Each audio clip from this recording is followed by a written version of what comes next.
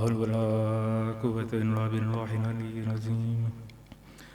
بالله من الشيطان الرجيم بسم الله الرحمن الرحيم الحمد لله رب العالمين الصلاة والسلام على سيدنا ونبينا وشفيع ذنوبنا وحبيب قلوبنا مولانا مولى الثقلين جد الحسن والحسين بالقاسم محمد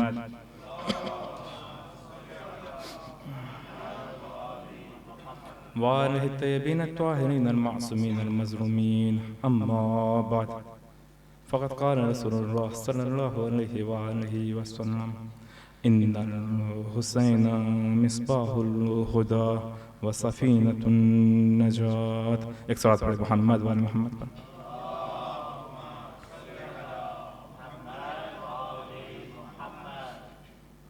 पैगम्बर इस्लाम की मशहूर और मारूफ हदीस कि बेशक हुसैन हिदायत का चिराग और नजात की कश्ती है। ये कश्ती मदीने से निकल चुकी, मक्के पहुंची और आज ये कश्ती मक्के से भी निकल गई है। ये कश्ती मक्के में 4 महीना कुछ दिन रही। 3 शाबान को इमाम हुसैन मक्का पहुंचे, यानी कि शाबान पूरा महीना, रमज़ान, शव्वाल, ज़िलक़ाद और 8 ज़िलहिज्जा, कितने दिन हो गए? 4 महीना 5 दिन। 4 महीना 5 दिन ये कश्ती मक्का में रही। 8 ज़िलहज को आमतौर पर हाजी हज करने मक्का जाते हैं, वारिद होते मक्के में 8 ज़िलहज को। इमाम हुसैन खारिज हो रहे हैं मक्के से, और किस अंदाज में खारिज हो रहे हैं? एक खुतबा देते हैं। 7 या 8 ज़िलहिज को, गालिबन 8 ज़िलहिज को इमाम खुतबा देते हैं। सिर्फ 4 या 5 लाइन इस खुतबे के हवाले से आपकी खिदमत में अर्ज़ करनी है और फिर इंशाअल्लाह कुछ और मतालिब। ये खुतबा कि जिसे खुतुल मौत से मशहूर है, इमाम खुतबा देते हैं। शुरुआत कुछ इस तरीके से करते हैं, फरमाते हैं कि ऐ लोगों, मौत इतनी खूबसूरत है जैसे एक जवान लड़की के सीने पे नेकलेस। इमाम मौत को डिफाइन करने इमाम कि मौत कितनी खूबसूरत चीज़ है। अच्छा, ख़वातीन को ज़ेवरात से कितना लगाव होता है, कितना पसंद होता है। इमाम ने ख़वातीन नहीं कहा, औरतें भी नहीं कहा, जन नहीं कहा, कहा जवान लड़की, जवान दुख्तर। कि जवान, चूंकि भाई एक एज के बाद हो सकता है इतना शौक ना रहा हो सजना सवरना। इमाम फरमाते जैसे एक जवान लड़की के सीने पे गर्दन बंद जो नेकलेस इनकी शोभा देते हैं, वो इनको कितना पसंद आता है। मौत इतनी ही खूबसूरत है, यानी मौत को पॉजिटिव माना में लिया गया है, नेगेटिव माना में नहीं लिया गया। इमाम हादी अलैहिस्सलाम के पास एक शख्स आता है ना, तो इमाम पूछते हैं कि जब तुम हमाम जाते हो नहाने के लिए तो तुम नाराज होते हो क्या? का नहीं मौला, अपने बदन की इस्लाह करते हैं, बदन की पाकीज़गी, बदन को तमीज़ करते हैं तो अच्छी बात है। का मौत भी ऐसे ही है, मौत भी इंसान को तमीज़ करती है। अब बदन को तमीज़ करते हैं, मौत इंसान को तमीज़ करती है। इमाम फरमाते मौत इतनी खूबसूरत है। इमाम अली अलैहिस्सलाम फरमाते एक जगह पे कि अबू तालिब के फर्जंद को मौत से इतनी दिलचस्पी है जैसे एक दूध पीते बच्चे को अपने माँ के शीर से होती है। क्या तुम अबू तालिब के फर्जंद को मौत से डराओगे? अबू तालिब के फर्जंद मौत से नहीं डरते। इमाम अली अलैहिस्सलाम फरमाते हैं। इमाम हुसैन खुतबे में आगे फरमाते हैं कि जिस तरीके से जनाब याकूब हजरत यूसुफ के लिए मुश्ताक थे, बेताब थे, इसी तरीके से मैं भी, मेरे अंदर भी वो ईगरनेस पाई जाती है मेरे नाना से मुलाकात के लिए, मेरे बाबा से मुलाकात के लिए, मेरी माँ ज़हरा से मुलाकात के लिए, मेरे भाई हसन से मुलाकात के लिए। ये इमाम कहाँ पे कह रहे हैं? आखिरी खुतबे में कह रहे हैं, मक्के के अंदर। आज वही दिन है, 7 या 8 से गालिबन 8 ज़िलहिज को इमाम ये कह रहे हैं कि जिस तरीके से याकूब को यूसुफ से मुलाकात करने मुश्ताक थे, बेताबी थी, हमें भी ऐसी ही बेताबी है, हमारे अंदर भी वही ईगरनेस पाई जाती है। मैं भी अपने नाना से मिलने के लिए इतना ही मुश्ताक हूं, वही इश्ताक पाया जाता है। आगे इमाम फरमाते हैं कि मैं देख रहा हूं कि कुछ भेड़िए, कुछ वोल्फ अंग्रेजी में कहे तो, कुछ भेड़िए मुझ पे हमला कर रहे हैं और मेरे टुकड़े टुकड़े कर रहे हैं, मेरे बदन को नोच रहे हैं। मक्का में खुतबा दे रहे इमाम, किसी नतीजे तक बात को लेके जाने की कोशिश कर रहा हूं। पूरी तवज्जो चाहूंगा आज की मजलिस में। अभी तक जो बातें होती थी एक अखलाकी तौर पे बात होती थी, आज की मजलिस में पूरी तवज्जो चाहूंगा, एक बात आप तक पहुंचाने की कोशिश कर रहा हूं। इमाम फरमाते हैं कुछ भेड़िए, मैं देख रहा हूं कुछ भेड़िए, कुछ वोल्फ मुझ पे हमला कर रहे हैं, मेरे बदन के टुकड़े टुकड़े कर रहे हैं, मेरे बदन को नोच रहे हैं। इमाम आगे फरमा रहे हैं कि कहां पे ये कर रहे हैं? मैं देख रहा हूं कि वो नवासिस और करबला के बीच में मुझ पे हमला कर रहे हैं। नाउस कहते हैं, जो क्रिश्चियन लोगों के कब्रिस्तान को एक जमाने में नाउस कहा जाता था। वहां पे करबला से आगे एक जगह थी जो क्रिश्चियनों का कब्रिस्तान था और वहीं पे क्रिश्चियनों की बस्ती थी। करबला थोड़ी दूर जगह थी। ये जो जगह है ये करबला के बगल की जगह है, जो यहाँ पे शहादत है। ये आने के अभी शहर बड़ा हो गया और करबला का हिस्सा हुआ, ठीक है, वो मैदान था। इमाम क्या फरमाते पहले? सबसे पहले मौत की खूबसूरती के बारे में बताया कि मौत कितनी खूबसूरत है, जैसे एक जवान लड़की के सीने पे नेकलेस हो कि मानित मौत इतनी खूबसूरत है। फिर इमाम ने क्या फरमाया कि मेरे अंदर भी वही ईगरनेस पाई जाती है, मेरे नाना से मुलाकात करनी है, मेरे बाबा अली से मुलाकात करनी है, मेरी माँ ज़हरा से मुलाकात करनी है, मेरे भाई हसन से मुलाकात करनी है कि जो याकूब को हजरत यूसुफ से थी। आगे इमाम फरमा रहे कि मैं देख रहा हूं कि कुछ भेड़िए, कुछ वोल्फ मुझ पे हमला कर रहे हैं, मेरे बदन के टुकड़े टुकड़े कर रहे हैं, मेरे बदन को नोच रहे हैं। कहां पर? फरमाते हैं कि नवासिस और करबला के बीच में। आगे इमाम फरमाते हैं कि हम खुदा की मर्जी पर राजी है और हम खुदा की तरफ से जो इम्तिहान होता है उस पर सब्र करते हैं। अज़ान गिरामी, कुरान मजीद में बहुत से नेक आमाल का सवाब बताया गया। मसलन ये काम करेंगे ये सवाब, ये काम करेंगे ये सवाब। सब्र करने वालों के बारे में कुरान फरमाता है कि अजीम सवाब है, बेपनाह सवाब है। यानी नहीं बताया गया, कहा गया बहुत ज्यादा सवाब है। इमाम फरमाते हैं कि हम खुदा की तरफ से जो इम्तिहान है इस पे सब्र करते हैं।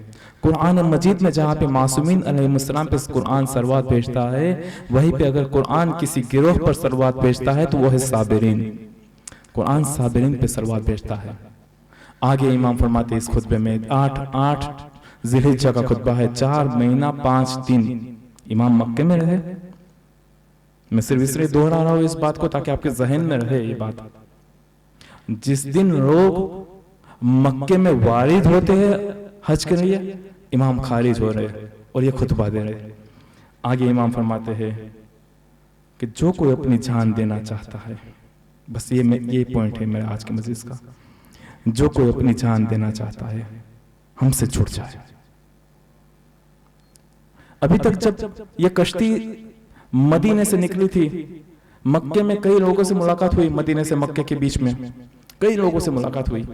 उन लोगों को चाहिए था कि इमाम के काफिले को ज्वाइन करे, मगर अब जब मक्के से लेकर करबला तक जिन जिन लोगों ने बात सुनी, इन पर वाजिब है कि इमाम के काफिले का साथ दे।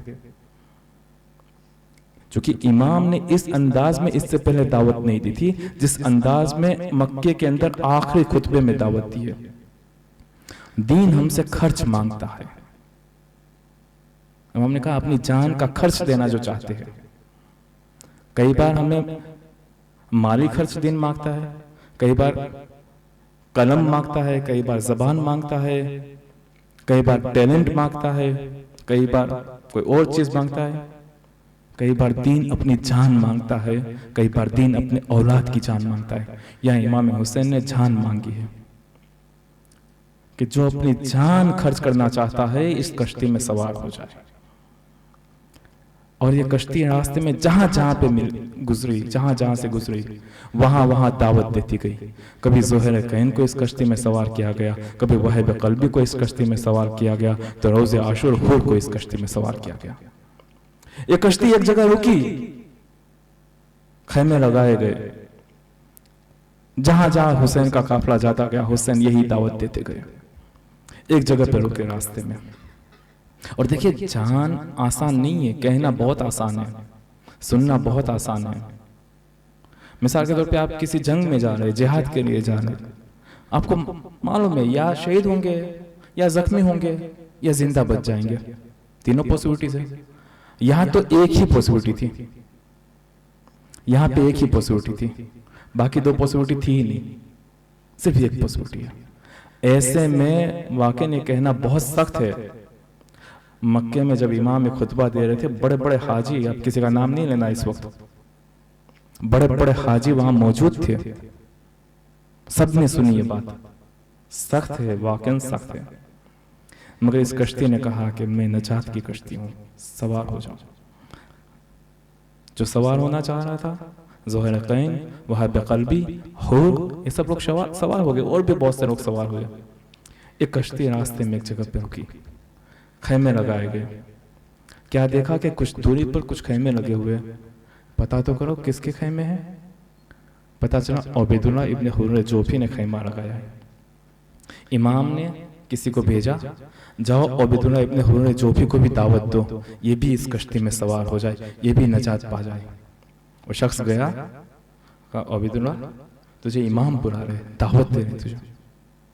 कहता भाई मैं इसी चक्कर में तो वहां से भाग के आया हूं, कूफा से मैं निकला ही इसीलिए हूं ताकि इमाम का सामना ना करना पड़े। मुझे क्या मालूम था कि इमाम रास्ते में मिल जाएंगे, मैं कूफा से निकला ही इसीलिए था। इमाम का उस्ताद भी वापस आ गया, मौला आने के लिए तैयार नहीं है। इमाम ने कहा ठीक है कोई बात नहीं, मैं खुद जाता हूं। इमाम कहते मैं खुद जाता हूं। इमाम गए उनके पास। सोचे उबैदुल्लाह इब्न हुर्र जोफी कौन है? जो जंग के सिफ़ीन में इमाम अली अलैहिस्सलाम के सामने उनका मुकाबला करने आया था। इमाम वक्त का दुश्मन, अपने बाबा का दुश्मन। अगर हमारे बाप का कोई दुश्मन हो, हम इसको कहेंगे मैं तुझे नजात की कश्ती में सवार करता हूं। ये हुसैन का जिगर है। खुद चल के गए, खुद चल के गए, और ये नहीं बता रहे हैं कि तूने हमारे साथ क्या किया, मगर कहते ऐ उबैदुल्लाह हम जानते तू बहुत बड़ा गुनहगार है, मगर मैं जमानत देता हूं मेरे नाना तेरी शफाअत करेंगे, चल आजा साथ में, मैं जमानत देता हूं। उबैदुल्लाह इब्न हुर्र जोफी क्या कहता है? कहा मौला अगर मैं आपके साथ आ भी गया ना, तब भी नतीजा कुछ नहीं निकलना है। आप भी शहीद होंगे, मैं भी शहीद हो जाऊंगा, मैं भी कत्ल हो जाऊंगा, फिर क्या फायदा। हमारे साथ भी कई मरतबा ऐसा होता है ना कि इसका नतीजा तो यही निकलना है, फिर क्यों ये काम करे। नहीं, कार्य खैर में ये चीज नहीं सोची जाती है, इमाम का साथ देने में चीज नहीं सोची जाती है। उबैदुल्लाह कह रहा है बोला मौला आप भी शहीद होंगे, मैं भी कत्ल हो जाऊंगा, बोला इसीलिए तो बुला लो, मुझे तो जाना ही है, मैं चाहता हूं तुझ भी नजात पा जा, मैं जमानत देता हूं, मैं जानता हूं तो बहुत बड़ा गुनहगार है, मगर मैं जमानत देता हूं मेरे नाना तेरी शफाअत करेंगे, इतनी बड़ी जमानत। उबैदुल्लाह इब्न हुर्र जोफी ने कहा मौला आप एक काम कीजिए, ये मेरा घोड़ा है, बहुत ही तेज भागता है, एक ऐसा घोड़ा है कि अगर मैंने किसी का पीछा करना चाहा तो कभी ऐसा नहीं हुआ कि मैं इसका पीछा ना कर सका, और अगर मैंने कभी सोचा कि मैं भाग निकलूं कहीं से तो कोई मेरा पीछा नहीं कर सका। ये मेरा घोड़ा बहुत तेज भागता है, मौला आप मेरा घोड़ा लेकर जाइए, मौला आप मेरी शमशीर लेकर जाइए, मगर मुझे छोड़ दीजिए। इमाम ने क्या कहा, तू तेरा घोड़ा भी तेरे पास रख ले, तेरी शमशीर भी तेरे पास रख ले, अगर तू खुद चलता है तो आ जा। इमाम ने मक्के में क्या कहा था, जो अपनी जान देना चाहे वो इस कश्ती में सवार हो जाए। खुतबे मक्का। उबैदुल्लाह इब्न हुर्र जोफी को नफरत नहीं थी इमाम से, अगर नफरत होती तो घोड़ा और शमशीर क्यों देता, मोहब्बत तो थी। इमाम बताना चाहते हैं मुझे मुहिब की जरूरत नहीं, मुझे शियों की जरूरत है। मुझे मोहिब की जरूरत नहीं है, मोहब्बत करने वाले तो बहुत है, मुझे शियों की जरूरत है, पैरोकार की जरूरत है। इमाम अस्कर अलैहिस्सलाम का जमाना है, एक शख्स चोरी करता है किसी सराफी के यहाँ पर, जो मनी चेंजर होते हैं, चोरी करता है। कदीम जमाने में चोरी इतनी कोई खास नहीं होती थी, मैं किसी मुर्दे का कफन चुरा लिया, छोटी मोटी और चोरी कर ली। इस तरह जो मनी चेंजर था, इसकी दीवार के पीछे की साइड में सुराख करके चोरी करने गया। पुलिस ने पकड़ लिया। ये शख्स कहता है कि भाई मुझे छोड़ दिया जाए, मैं जरूरतमंद था, मैं इमाम का शिया हूं, मुझे माफ कर दिया जाए। अच्छा, पुलिस भी इत्तेफाकन मुतदय्यन निकली जिसने भी पकड़ा। पर अगर ऐसी बात है तो तुझे हुकूमत के पास नहीं लेकर चलते, इमाम के पास ही लेकर चलते, जो इमाम फैसला देंगे वही होगा। गए, मौला ये इद्या करता है, दावा करता है आपका शिया है, हमने इसको चोरी करते हुए पकड़ा। इमाम फरमाते खुदा कसम झूठ बोल रहा है, खुदा कसम झूठ बोल रहा है। अब वो शख्स कहता है कि नहीं मौला मैं आपका शिया हूं। इमाम कह रहे तुम मोहिब है, शिया नहीं है। शियों में और मोहिब में फर्क होता है। कहा तो मोहिब है, शिया नहीं है। अगर हम देखें नहजुल बलागा की जिसने तफसीर की है, मसीही बंदा था जॉर्ज जोरदाक, मसीही बंदा था, पूरी नहजुल बलागा की तफसीर की। वो खुद क्या कहता है, मौला मैं आपका मोहिब हूं, शिया नहीं हूं, खुद कहता है। उबैदुल्लाह इब्न हुरैर जोफी भी मोहब्बत करता था, तभी तो उबैदुल्लाह इब्न हुरैर जोफी ने कहा कि मौला आप ये मेरा घोड़ा लेकर जाइए, ये मेरी शमशीर लेकर जाइए, मगर मुझे छोड़ दीजिए। इमाम को शिया चाहिए, नासिर चाहिए, नुसरत करने वाले चाहिए। और कैसे नुसरत करने वाले चाहिए? इमाम खुद फरमाते करबला वाले जैसे कि मैं नहीं जानता कि जैसे नासिर जैसे असहाब मुझे मिले ऐसे किसी को मिले हो, मैं नहीं जानता। कमाल इस बात में नहीं है कि हम ये कहे कि हम नासिर हुसैन हैं, कमाल ये है कि खुद हुसैन कहे ये मेरा नासिर है। कमाल इसमें इमाम को ऐसे नासिर की जरूरत है। और जब इमाम कहते हैं कि मैं नहीं जानता कि ऐसे अंसार ऐसे असहाब को किसी को मिले हो, इसका क्या मतलब हुआ? मैं एक छोटी सी मिसाल से बात को वाज़ेह करने की कोशिश करता हूँ। मिसाल के तौर पर अगर हम हौज़े इल्मिया में दर्स पढ़े और उस्ताद ये एक बात कहे कि ये एक रिवायत है, एक हदीस है, ज़रा चेक करके आना 8 दिन बाद कि ये रिवायत सही है या नहीं है, किसी किताब में पाई जाती है या नहीं पाई जाती है। 8 दिन तक सारी किताबें चेक करने के बाद मुझ जैसा तालिब इल्म ये कहे कि उस्ताद मैं नहीं जानता कहीं पे ये रिवायत लिखी हो, और फिर उस्ताद पलट के ये जवाब दे कि मैं भी नहीं जानता कि कहीं पे ये बात लिखी हो, क्या मेरी बात और उस्ताद की बात एक हुई? अल्फाज तो एक ही हुए ना, जुमला एक ही हुआ, सेंटेंस एक ही हुआ, क्या माना एक हुआ?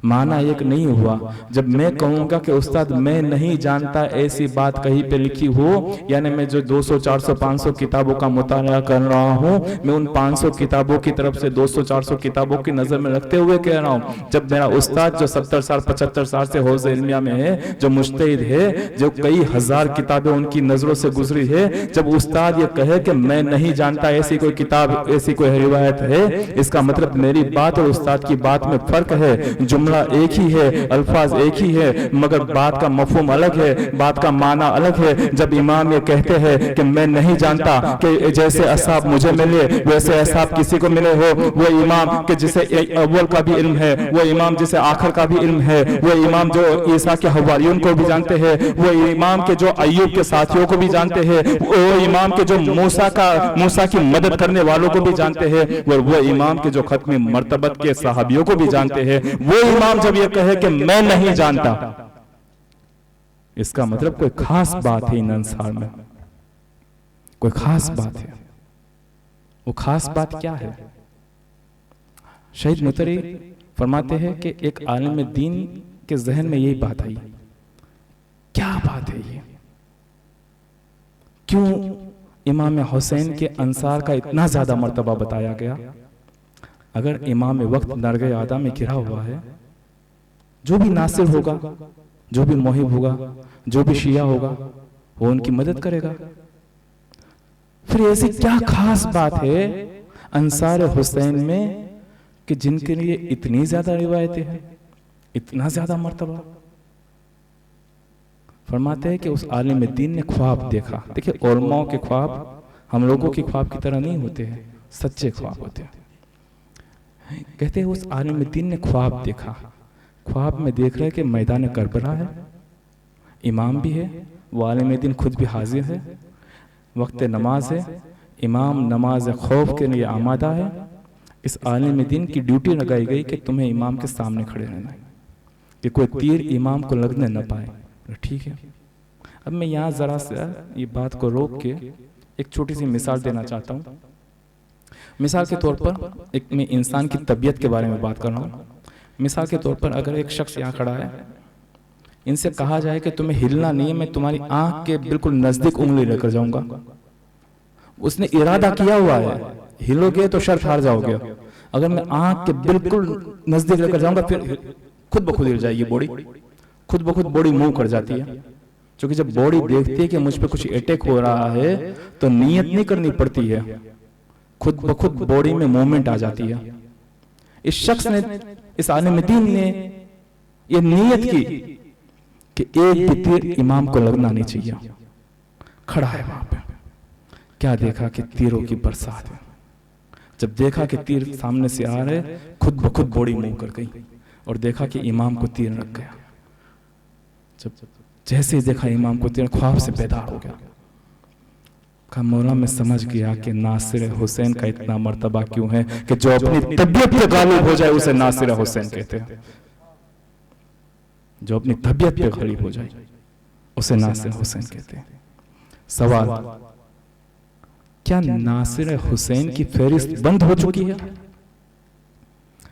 क्या हम लोग महरूम हो गए इस चीज से? क्या हमारा नाम दर्ज नहीं हो सकता इस फहरिस्त में? तारीख हमें बताती है ना, ऐसा नहीं है। नासिर हुसैन के लिए जरूरी नहीं कि इमाम हुसैन के साथ शहीद हो। नासिर हुसैन के लिए जरूरी है नहजत हुसैनी में, राह हुसैनी में, मकसद हुसैनी में शहीद हो। वरना जनाब मुस्लिम इब्न अकील, हानी इब्न उर्वा, इसे हम करबला के शहीद कहते हैं। इमाम हुसैन के साथ शहीद नहीं हुए, मगर नासिर हुसैन कहते हैं। कूफा में शहीद हुए जबकि, मगर नासिर हुसैन कहते हैं। या हुसैन क्यों इतनी बड़ी शहादत? क्या मकसद था हुसैन का? अगर नहजत हुसैनी में शहादत है, इसका मतलब नासिर हुसैन है। मकसद क्या था इमाम का? क्यों निकले थे मदीने से? खुद इमाम खुद फरमाते हैं कि मैं जमीन पे फसाद बर्पा करने नहीं निकला हूं, मगर अपने नाना की, अपने छत की, उम्मत की इस्लाह के लिए निकला हूं। इस्लाह किससे कहते हैं? घर की इस्लाह, मिसाल के तौर पे घर खराब हुआ, गाड़ी की इस्लाह, कपड़ों की इस्लाह, यानी जो चीज जैसी होनी चाहिए वैसी नहीं है, इसका मतलब वहां पे इस्लाह की जरूरत है। और जितनी बड़ी खराबी, जितनी बड़ी खामी, उतनी बड़ी इस्लाह, उतना ज्यादा खर्चा। मिसाल के तौर पे आपके घर में किसी दीवार का प्लास्टर खराब है, आप क्या करेंगे? घर के सामान को दूसरे कमरे में शिफ्ट करेंगे, मिस्त्री बुलाएंगे, वो ठीक कराएंगे, इस्लाह करेंगे, थोड़ा बहुत खर्चा करेंगे। मगर पता चला कि घर की छत ही खराब है, तो फिर आपको घर छोड़ना पड़ेगा, हिजरत करनी पड़ेगी। क्योंकि अगर ये छत गिर गई ना, तो बच्चे के सर पे भी आ सकती है। अब ये बड़ी खामी आ चुकी, बड़ी खराबी आ चुकी, अब हिजरत करनी होगी, अब बड़ा खर्चा करना होगा इस घर के अंदर। इमाम फरमाते हैं मैं अपने छत की, अपने नाना की, उम्मत की इस्लाह के लिए निकला हूं। तो माशरे में ऐसी क्या खराबी आ गई थी, कैसा माशरा बन गया था, पैगंबर कैसा बना के गए थे और बन कैसा गया था। बस इसी हवाले से 5 या 6 बातें और इंशाअल्लाह आज की गुफ्तगू तमाम। क्या क्वालिटीज थी पैगंबर के माशरे की, क्या सिफत थी पैगंबर के माशरे की, और इसमें क्या खामी आ गई, क्या खराबी आ गई कि हुसैन उसकी इस्लाह के लिए निकले। सबसे पहली क्वालिटी जो पैगंबर के माशरे की थी वो है कि माशरे में ईमान पाया जाता था, ये माशरे में मानवियत पाई जाती थी, स्पिरिचुअलिटी पाई जाती थी इस माशरे में। जहां ये अरब न जाने किन किन चीजों की परस्तिश करते थे, शिर्क आम था, अपने ही हाथों से बनाए हुए खुदा को जब भूख लगती थी तो खा लेते थे, वहां पे अब तौहीद का परचम लहरा रहा था। जिस माशरे में इंसान की कोई वैल्यू नहीं थी, बिलखुसूस गुलामों को हुक्म दिया जाता था, तू ये काम कर, तू वो काम कर, इधर आ तू, उधर जा तू। अब ईमान की ताकत ने माशरे को ऐसा तब्दील कर दिया कि एक हबशी गुलाम बिलाल अब सरवतमंद लोग, दौलतमंद लोगों से कहता है हय्या अला सलाह, आओ मस्जिद में, और किसी की जरूरत नहीं है यह कहे कि गुलाम हमको कैसे बुला सकता है। माशरे को तब्दील किया पैगंबर ने, ईमानी दौलत, मानवियत की दौलत, स्पिरिचुअलिटी की दौलत के साथ माशरे को तब्दील किया। दूसरी क्वालिटी इस माशरे की क्या थी? दूसरी क्वालिटी इस माशरे की थी कि इसमें अदल इंसाफ से इस माशरे को भर दिया था। जहां भाई भाई का दुश्मन होता था, जहां पर अगर आपकी लड़ाई हो जाए किसी से, माजरत चाहता हूं मैं, भाई भाई से मुराद जहां दो कबीले की लड़ाई हो जाए कहीं से, तो ये नहीं देखा जाता था कि हक किसकी तरफ है, ये देखा जाता था मेरा भाई किसकी तरफ है, मेरा कबीले वाला किसकी तरफ है। और अपने कबीले वाले का साथ देने के में अगर सामने वाले के 10 सर भी काटने पड़ते थे तो यह माशरा पीछे हट नहीं करता था। वहां पैगंबर ने अदल इंसाफ को कायम किया और कहा कि ना जालिम की मुखालफत की जाए, मजलूम की हिमायत की जाए। ये उस माशरे की दूसरी क्वालिटी थी। इस माशरे की तीसरी क्वालिटी क्या थी? इस माशरे की तीसरी क्वालिटी ये थी कि जहां पे इल्म नाम की कोई चीज नहीं थी, जहां पे जिहालत आम थी, अगर अशआर भी लिखे जाते थे या पढ़े जाते थे तो उस अशआर का मौजू या कभी शमशीर होता था, तो कभी अय्याशी होती थी, तो कभी औरत है, तो कभी कोई इस तरीके की और चीजें। उस माशरे को इल्मी माशरा बनाया पैगंबर इस्लाम ने और कहा कि कहवारे से कब्र तक तुम इल्म हासिल करो, इल्म हासिल करो वलो बिस्तीन, कि चाहे तुम्हें चीन तक क्यों ना जाना पड़े। इल्म से लबालब भर दिया इस माशरे को, इल्म की अहमियत बताई इस माशरे को। एक वाकया मिलता है कि मदीनतुल इल्म बाबुल इल्म से कह रहा है, पैगंबर इमाम अली से कह रहे हैं, ऐ अली ये बताओ कि मैं तुम्हें 600,000 शीप भेड़, या मैं तुम्हें 600,000 शीप दूं, या 600,000 दिनार अता करूं, या 600,000 हिकमत आमीज कलमात की तालीम अता करूं। कह कौन रहा है? मदीनतुल इल्म। कहा किसे जा रहे हैं? बाबुल इल्म। जरूरत नहीं है, ये हमारे लिए दर्स था कि इस माशरे में इल्म की प्यास कैसे भर दी गई। अगर हम होते क्या करते? एक तरफ पैसा है, दूसरी तरफ शीप है, वो भी पैसा ही है। 6 लाख शीप कोई कम नहीं है, 6 लाख दिनार कम नहीं है। पैगंबर फरमाते ए अली बताओ मैं तुम्हें कौन सी चीज अता करूं? इमाम फरमाते मौला मुझे 6 लाख हिकमत आमेज कलेमात की तालीम अता फरमाइए। पैगंबर फरमाते हैं कि सुनो ए अली, उस 6 लाख हिकमत आमेज कलेमात का खुलासा मैं तुम्हें 6 जुमलों में बता रहा हूं, 6 कलमे में बता रहा हूं। कहा क्या है मौला? का पहली बात, ऐ अली जब तुम देखो कि लोग मुस्तहबात को अंजाम दे रहे हैं, तब ध्यान रहे, ख्याल रहे तुम्हारी वाजिबात का जाना हो, अपनी वाजिबात का ख्याल रखना। बहुत जरूरी मैसेज है ये। कई मर्तबा ऐसा देखा गया, पैसा है, ज़ियारतों पे हम जा रहे हैं, ज़ियारतों पे जाना ही चाहिए, बहुत ज्यादा सवाब है, पैसा नहीं कर्जा लेके जाना चाहिए। मगर एक चीज जो कई बार नोट की गई वो ये है कि 10 मरतबा ज़ियारत पे तो जाके आ गया, मगर 1 मरतबा हज पे नहीं गया बंदा। देखा है आपने भी देखा होगा इस तरीके के लोग। भाई वाजिबात पहले है। ऐ अली जब तुम देखो कि जब लोग मुस्तहबात के पीछे है, तुम अपने वाजिबात का ख्याल रखना। फरमाते हैं कि ए अली, दूसरी बात फरमाई इमाम ने, देखिए एक एक बात 1-1 लाख कलिमात के बराबर है, और ये किसी खतीब का जुमला नहीं, पैगंबर का जुमला है। किसी खतीब की लफ्ज़ी नहीं है कि इसने वाह वाह के लिए ये लिख दिया हो, पैगंबर की तालीमात है। फरमाया ए अली जब तुम देखो कि दुनिया के लोग, जब लोग दुनियावी कामों में मशगूल है, तब तुम आखिरत के काम में मशगूल रहना। फरमाया कि ए अली जब तुम देखो कि दुनिया के लोग दूसरों के ऐब ढूंढने में मशगूल है, तुम अपने ऐब को देखना। इमाम अलैहिस्सलाम फरमाते हैं ना कि अक्लमंद इंसान वो है कि जो अपने ऐब को देखता है, जब दूसरों के ऐब को देखता है तब अंधा हो जाता है। ए अली जब दुनिया दूसरों के ऐब ढूंढती है, बाज लोगों की आदत होती है, जैसे कहते हैं माइक्रो मैनेजमेंट, माइक्रो मैनेज किए जाती चीजों को। जब दुनिया दूसरों के ऐब ढूंढती है, ए अली तुम देखना, तुम अपने ऐब ढूंढना। आगे पैगंबर फरमाते हैं कि ए अली जब दुनिया के लोग दुनिया को खूबसूरत बनाने में लगे हो, तब तुम आखिरत को खूबसूरत बनाने की कोशिश करना।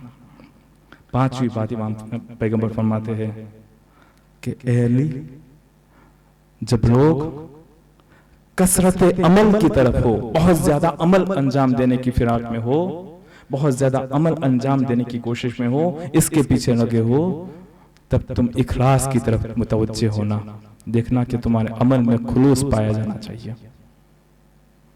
आखिरी बात पैगंबर फरमाते हैं, 6ठी बात कि ए अली जब लोग दूसरों से मुतवस्सिल होते हैं, जब लोग दूसरों का सहारा लेते हैं, तब तुम खुदा से तवस्सुल करना, तब तुम खुदा का सहारा लेना।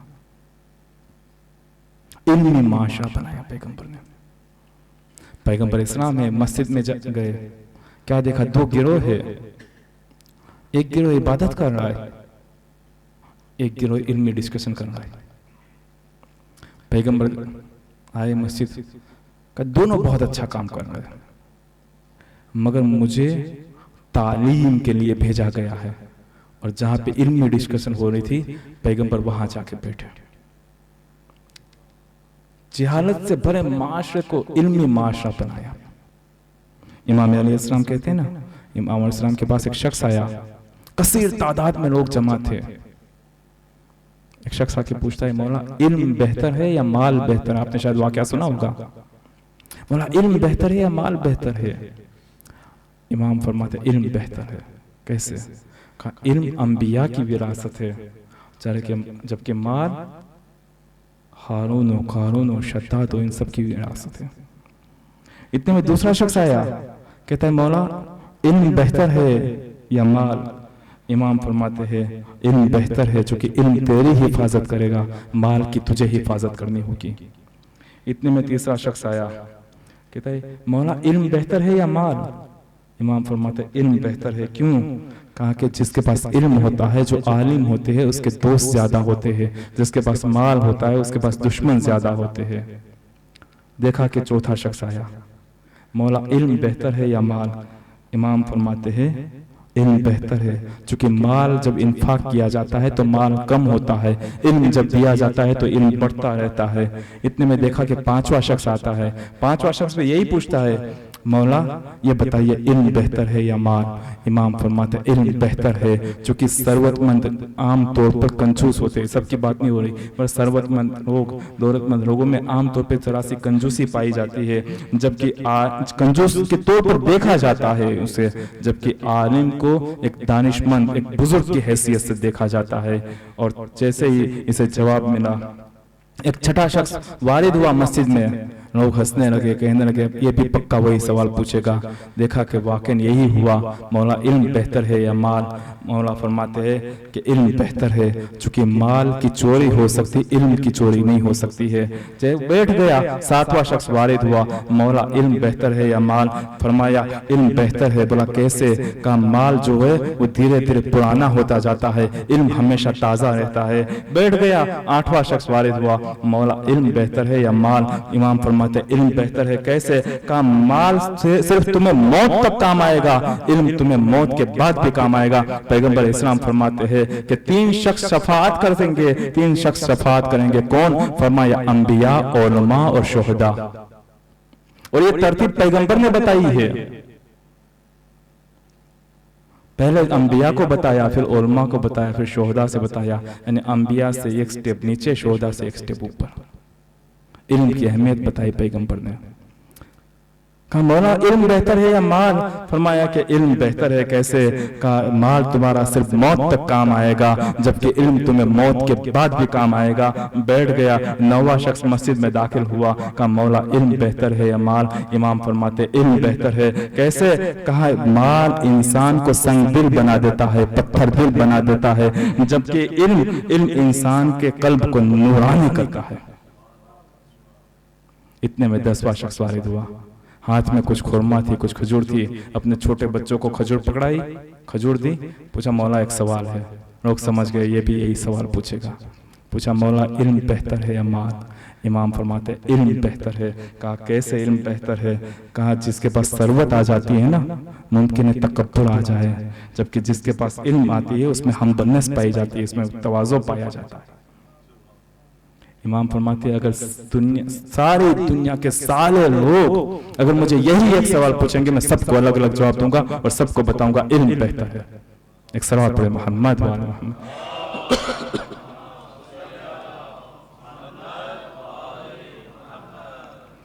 क्या था पैगंबर का माशरा? ईमानी माशरे में तब्दील किया था पैगंबर ने। पैगंबर ने अदल और इंसाफ में तब्दील कर दिया था इस माशरे में। तीसरी क्वालिटी इस माशरे की कि जहाँ जहालत आम थी उस माशरे को इल्मी माशरा बना दिया था। चौथी खासियत पैगंबर इस्लाम के इस माशरे की कि जहाँ पे खून रेजी आम थी, जहाँ पर भाईचारगी जैसी कोई चीज पाई नहीं जाती थी, बात बात पर लड़ाई झगड़ा होता था, वहां पैगंबर ने मुहाजिर को अंसार का भाई बनाया, एक दूसरे का भाई बनाया। अगर कोई इस्तिस्ना है तो सिर्फ और सिर्फ इस्तिस्ना ये कि 2 मुहाजिर यानी कि इमाम अली को पैगंबर ने अपना भाई बनाया। जहां खून रेजी होती थी वहां पैगंबर ने एक दूसरे को अपना भाई बनाया। जहां पर अखलाक की बुराइयां पाई जाती थी और कमोबेश ये अखलाक की बुराई हर माशरे में पाई जाती थी और आज भी पाई जाती है, मगर पैगंबर ने वो क्या काम कर दिखाया। पैगंबर मस्जिद में तशरीफ फरमाए, कुछ लोग बैठे हैं, गुफ्तगू चल रही है। एक शख्स आया, गरीब आदमी आया। पहले क्या होता था, गरीब होते थे वो पीछे बैठते थे, अमीर आगे बैठते हैं। पैगंबर ने माशरे को तब्दील कर दिया। अब वो अमीर और गरीब का कोई फर्क नहीं है इस माशरे में। गरीब आया, बैठा वहीं पे, इत्तेफाक से किसी पैसे वाले के बगल में जाके बैठ गया, किसी जरूरतमंद के बगल में बैठा, किसी दौलतमंद के बगल में जाके बैठ गया। उस जरूरतमंद ने, उस दौलतमंद ने कहा कुछ नहीं, सिर्फ और सिर्फ अपने कपड़े को यूं समेट लिया, सिर्फ कपड़े को समेटा यूं। पैगंबर की निगाह पड़ी, कहा क्यों भाई, क्या इसकी गरीबी तुझे लग जाएगी? गरीब तेरे बगल में बैठा तूने यूं कपड़ा समेट लिया, क्या इसके कपड़े की गंदगी तुझे लग जाएगी? ये काम क्यों किया? कहता है कि मैं माफी चाहता हूं भाई या रसूल अल्लाह। फरमाया कि तूने मेरी तो कोई गलती की नहीं, इस गरीब की तौहीन की है। अगर माफी चाहता है तो तू इस गरीब से माफी मांग। उसके पास चाहता है, कहता भाई मुझे माफ कर दे, मुझसे गलती हुई। कहा कुछ नहीं है, जबान से कुछ नहीं कहा है। देखिए अजीजों, ये वाकई हम लोगों के लिए दर्स है। पैगंबर ने क्या खूबसूरत माशरा बनाया था। हम लोग बात बात पे पता नहीं कितनी किसी की तौहीन कर देते, अहानत कर देते, इल्जाम लगा देते, गिबत कर देते, तोहमत, और जरा सा भी सोचते भी नहीं है सोते वक्त, क्या मेरी बात से उसको बुरा तो नहीं लगा होगा, मेरी बात से उसका दिल तो नहीं दुखा होगा। पैगंबर ने क्या तब्दील कर दिया इस माशरे को कि जबान से तो कुछ नहीं कहा, सिर्फ कपड़ा समेटा था, जाके माफी मांग रहा है वो पैसे वाला। भाई तू मुझे माफ कर दे, चाहे तो मेरी आधी दौलत रख ले तू, मगर मुझे माफ कर। वो शख्स कहता है, क्या अजीब जवाब दिया। वो शख्स कहता है, जहां मैंने तुझे माफ किया और अपनी दौलत भी अपने पास से रख, खुदा ना खास्ता ऐसा ना हो जाए कि जो तेरे पास गुरूर है वो गुरूर मेरे में भी आ जाए। जो तकब्बुर है तेरे पास, खुदा ना खास्ता ऐसा ना हो कि तकब्बुर मेरे पास भी आ जाए। अपनी दौलत, अपना माल अपने पास रख, मैंने तुझे माफ किया। अखलाकी बुराइयों को खत्म किया पैगंबर ने। पैगंबर के माशरे की छठी क्वालिटी, बस ये क्या, 2 बात, इंशाअल्लाह गुफ्तगू तमाम।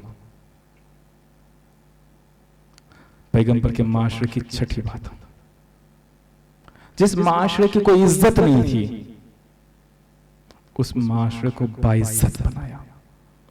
यहूदी इन लोगों का मजाक उड़ाते थे, क्योंकि यहूदियों के पास दीन था। जहां दीन होता है वह कल्चर भी होता है, वहां कुछ वैल्यूज भी होती है, छोटे बड़ों का एहतराम भी होता है। यहूदी एक बहुत ही अजीब निगाह से देखते थे इस माशरे को, किसी की इज्जत नहीं थी। पैगंबर ने ऐसा माशरा बनाया, इतनी इज्जत अता की इस माशरे को कि इमाम अली अलैहिस्सलाम नहजुल बलागा में फरमाते हैं कि बेइज्जत के बाद तुम्हारी कनीजों का भी एहतराम होता है। तुम्हारा तो नहीं, तुम्हारा तो बहुत दूर की बात है, तुम्हारा तो होता ही है। बेइज्जत के बाद तुम्हारी कनीजों का भी एहतराम होता है, तुम्हारे पड़ोसियों का भी एहतराम होता है कि भाई अगर मुसलमान का पड़ोसी है इसका मतलब अच्छा आदमी है। वाकई हमें सोचने की जरूरत है अजीजों, बिलखुसूस जो लोग ऐसे माशरे में रहते हैं कि जहाँ पे मुसलमान भी गैर मुसलमान भी है, क्या अपना पड़ोसी बनने के लिए कोई राजी है कोई राजी अपना पड़ोसी बनने? सोचने की जरूरत है, हर किसी को अपने गिरेबान में झांकना। चले छोड़िए हिंदू और मुसलमान और गैर मुसलमान, वो छोड़िए, खुद मुसलमान में वाकई सोचने की जरूरत है। इमाम फरमाते हैं, बेइज्जत के बाद तुम्हारी कनीजों का भी एहतराम लोग करने लगे, तुम्हारे पड़ोसियों का भी लोग एहतराम करने लगे। परवरदिगार ने वो इज्जत और वो इक़्तिदार वाला माशरा बनाया। सातवीं और आखिरी क्वालिटी, हमेशा आगे बढ़ने की ख्वाहिश। ये जो अरब का माशरा था, जो एक जगह पे साबित था, ठहरा हुआ था, रुका हुआ था, कोई परवाह नहीं थी दुनिया क्या जा रही है, क्या से क्या हो रहा है। उस माशरे को अब आगे बढ़ने की ख्वाहिश है, उस माशरे को अब तरक्की की ख्वाहिश है। चाहे वो इक्तिसादी मैदान हो, चाहे वो सियासी मैदान हो, चाहे दूसरे कोई मैदान हो, यह पैगंबर की तालीम का नतीजा था। आइए वापस पलटते हैं, इमाम क्या फरमाते हैं, मैं जमीन पे फसाद करने नहीं निकला हूं, मगर अपने नाना, अपने छत की उम्मत की इस्लाह के लिए निकला हूं। अजो ये माशरा ये था जिसमें खराबी पाई गई, मानवियत खत्म हुई, मादियात आ गई, अदल और इंसाफ खत्म हुआ, जुल्म आ गया, भाई भाई नहीं रहा, इज्जत खत्म हुई, इख्तिदार खत्म हुआ, इल्म खत्म हुआ। तब जाके इमाम ने क़याम किया कि अब मुझे इस माशरे की इस्लाह करनी। ऐसे हम लोगों के लिए दर्स है ये, आया हमारे माशरे में इसमें से कोई बुराई पाई जाती है? आज हमारा बच्चा इल्मी हवाले से किस मैदान में है, किस लेवल पर है? सिर्फ दुनियावी इल्म की बात नहीं, दीनी इल्म बहुत जरूरी है, दोनों इल्म साथ में चलना चाहिए। बल्कि डेफिनेशन ही गलत है, दीनी इल्म और दुनियावी इल्म, सब कुछ दीनी इल्म ही है। कभी अगर फुर्सत मिले तो बात करेंगे इस पे। जो भी मुफीद इल्म है सब दीनी इल्म है। आज हम अपने गिरबान में झांक के देखें, आया हमारी इज्जत है माशरे में वैसी जैसी पैगंबर के जमाने में मुसलमानों की इज्जत होती थी? आया आज हमसे हमारे पड़ोसियों की इज्जत है या हमारे पड़ोसियों से हमारी इज्जत है? सोचने की जरूरत है। जब इस माशरे में खामी आई, जब इस माशरे में खराबी आई, तब हुसैन मदीने से निकले, रुखसती हुई हुसैन की। हाँ, हुसैन की 3 रुखसती, एक मदीने से, एक मक्का से, एक करबला में। हुसैन मदीने से निकले थे, किस तरीके से निकले हैं? नाना की उम्मत की इसलाह के लिए निकले ना।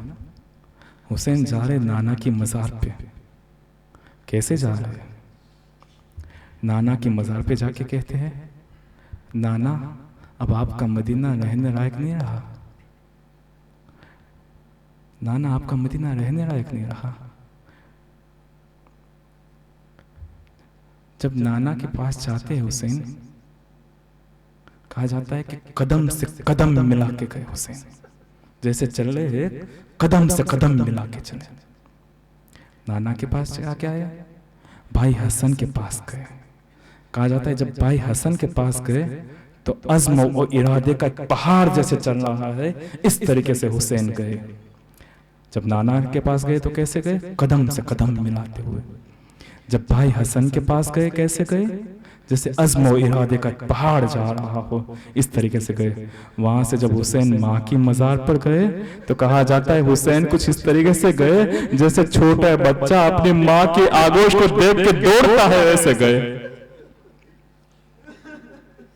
हुसैन जब नाना के पास गए, हुसैन को सारे मंजर याद आए होंगे कि जब हुसैन छोटे थे, पैगंबर खुतबा दे रहे हैं, हुसैन गिर गए, पैगंबर ने खुतबा रोक के हुसैन के पास पहुंचे, हुसैन को उठाया और कहा, ए लोगो ये मेरा हुसैन है, इसे पहचानो, इसे तन्हा मत छोड़ना, इसकी मदद करना। आया हुसैन को ये मंजर याद ना आया होगा? हुसैन जब अपने भाई की कब्र पर गए, आया हुसैन को मंजर याद ना आया होगा कि भाई हसन जैसे जब हम छोटे थे एक दूसरे की उंगली में उंगली डाल के हाथों से हाथ पकड़ के मदीने की गलियों में घुमा करते थे, भाई हसन इस मदीने को मैं खुदा हाफिजी कर रहा हूँ। हुसैन को वो मंजर याद नहीं आया होगा कि यही मदीना था जब मेरे भाई हसन के जनाजे पे तीर बरसाए गए थे। और जब हुसैन एक छोटे बच्चे की तरह दौड़ते हुए माँ के मज़ार की तरफ जा रहे हैं तो हुसैन को मंजर याद नहीं आया होगा कि जब मेरी माँ को कब्र में लिटाया गया कैसे बंदे कफन टूट गए थे। क्या हुसैन ने नहीं कहा होगा कि माँ एक मर्तबा फिर से कब्र से मुझे बुला ले? हुसैन ने नहीं कहा होगा कि माँ मैं हर कुर्बानी देने के लिए तैयार हूँ, बस एक ख्वाहिश है, माँ जब शिमला मेरा गला काट रहा होता होगा, माँ बस आ जाना। तो हाँ जीजो, हुसैन मदीना से रुखसत हुए, मक्का आए, 4 महीना 5 दिन मक्का में रहे। ये जो खुतबा मैंने आपके सामने पढ़ा वो खुतबा पढ़ा। मक्का से रुखसत हुए, 2 मुहर्रम हुसैन करबला पहुंचे।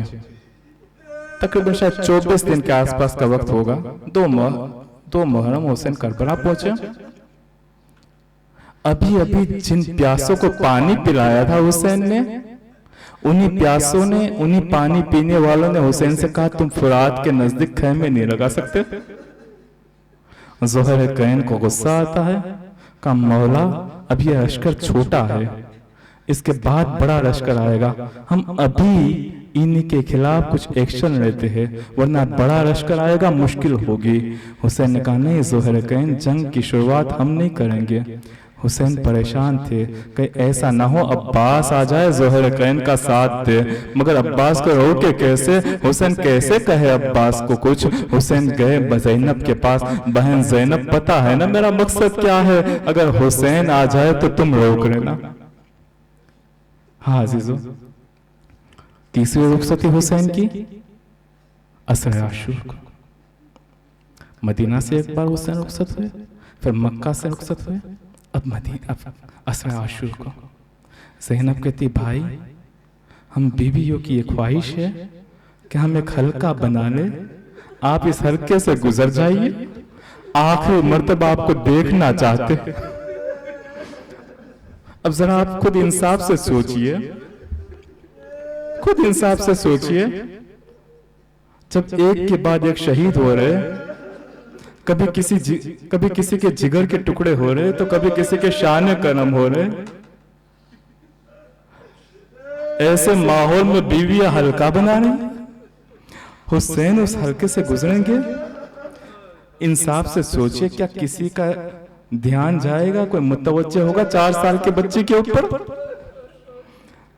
सकीना भी जानती थी ऐसे माहौल में किसी का ध्यान मुझ तक नहीं जाएगा, कोई मेरी तरफ मुतवज्जे नहीं होगा। बीवी या हल्का बनाए रहेगी, मैं बाबा को देख भी न पाऊंगी। मगर हुसैन की बेटी है ना, हुसैन की बेटी है। सोचा कोई बात नहीं, बीबी या हल्का बना ले, मेरे बाबा उस हल्के में से गुजर जाए, मगर बाबा आखिर में जाएंगे तो जुर्जना पे सवार होकर ना। सकीना उस हल्के में नहीं खड़ी रही, बल्कि जुर्जना के कदमों से लिपट गई।